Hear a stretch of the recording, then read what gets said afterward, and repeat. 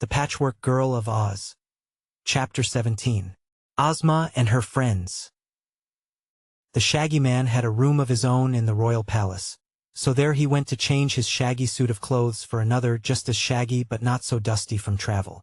He selected a costume of pea green and pink satin and velvet, with embroidered shags on all the edges and iridescent pearls for ornaments.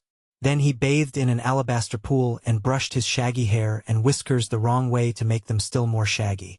This accomplished, and arrayed in his splendid shaggy garments, he went to Ozma's banquet hall and found the Scarecrow, the Wizard and Dorothy already assembled there. The Scarecrow had made a quick trip and returned to the Emerald City with his left ear freshly painted. A moment later, while they all stood in waiting, a servant threw open a door. The orchestra struck up a tune and Ozma of Oz entered. Much has been told and written concerning the beauty of person and character of this sweet girl ruler of the land of Oz, the richest, the happiest and most delightful fairyland of which we have any knowledge. Yet with all her queenly qualities Ozma was a real girl and enjoyed the things in life that other real girls enjoy. When she sat on her splendid emerald throne in the great throne room of her palace and made laws and settled disputes and tried to keep all her subjects happy and contented, she was as dignified and demure as any queen might be. But when she had thrown aside her jeweled robe of state and her scepter, and had retired to her private apartments, the girl joyous, light-hearted and free replaced the sedate ruler.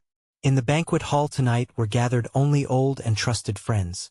So here Ozma was herself a mere girl. She greeted Dorothy with a kiss, the Shaggy Man with a smile, the little old wizard with a friendly handshake, and then she pressed the Scarecrow's stuffed arm and cried merrily, "What a lovely left ear! Why, it's 100 times better than the old one." "I'm glad you like it," replied the Scarecrow, well pleased. "Ginger did a neat job, didn't she? And my hearing is now perfect. Isn't it wonderful what a little paint will do, if it's properly applied?" "It really is wonderful," she agreed as they all took their seats. "But the sawhorse must have made his legs twinkle to have carried you so far in one day.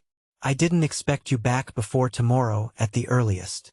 "Well," said the Scarecrow, "I met a charming girl on the road and wanted to see more of her, so I hurried back." Ozma laughed. "I know," she returned. "It's the Patchwork Girl. She is certainly bewildering, if not strictly beautiful." "Have you seen her, then?" the Straw Man eagerly asked. "Only in my magic picture, which shows me all scenes of interest in the land of Oz." "I fear the picture didn't do her justice," said the Scarecrow. "It seemed to me that nothing could be more gorgeous," declared Ozma. "Whoever made that patchwork quilt, from which scraps was formed, must have selected the gayest and brightest bits of cloth that ever were woven." "I am glad you like her," said the Scarecrow in a satisfied tone. Although the Straw Man did not eat, not being made so he could, he often dined with Ozma and her companions, merely for the pleasure of talking with them. He sat at the table and had a napkin and plate, but the servants knew better than to offer him food. After a little while he asked, "Where's the Patchwork Girl now?" "In my room," replied Dorothy. "I've taken a fancy to her. She's so queer and uncommon. She's half crazy, I think," added the Shaggy Man.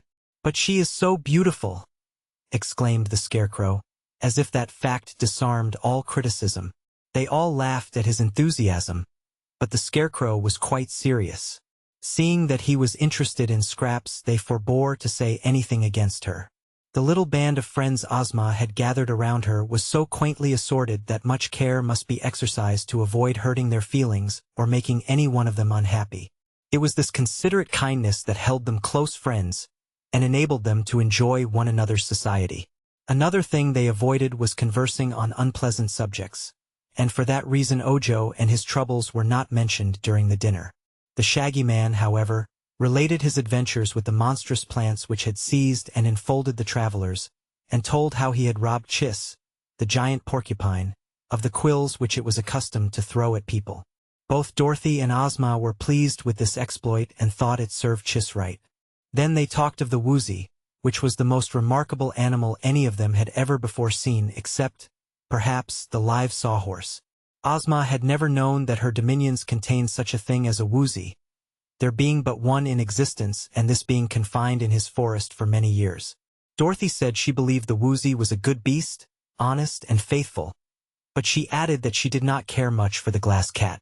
Still, said the Shaggy Man, the glass cat is very pretty, and if she were not so conceited over her pink brains, no one would object to her as a companion. The wizard had been eating silently until now, when he looked up and remarked, "That powder of life which is made by the crooked magician is really a wonderful thing. But Dr. Pipt does not know its true value, and he uses it in the most foolish ways." "I must see about that," said Ozma gravely. Then she smiled again and continued in a lighter tone. "It was Dr. Pipt's famous powder of life that enabled me to become the ruler of Oz." "I've never heard that story," said the Shaggy Man, looking at Ozma questioningly. "Well, when I was a baby girl I was stolen by an old witch named Mombi and transformed into a boy," began the girl ruler. "I did not know who I was, and when I grew big enough to work, the witch made me wait upon her and carry wood for the fire and hoe in the garden.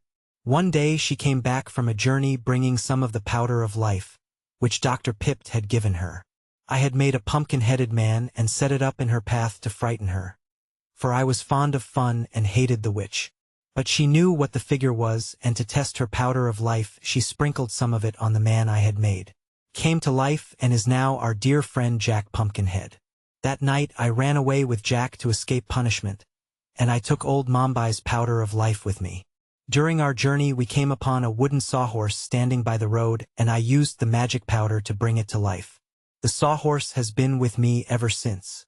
When I got to the Emerald City, the good sorceress, Glinda, knew who I was and restored me to my proper person, when I became the rightful ruler of this land. So you see, had not old Mombi brought home the powder of life, I might never have run away from her and become Ozma of Oz. Nor would we have had Jack Pumpkinhead and the sawhorse to comfort and amuse us." That story interested the Shaggy Man very much, as well as the others who had often heard it before. The dinner being now concluded, they all went to Ozma's drawing room, where they passed a pleasant evening before it came time to retire.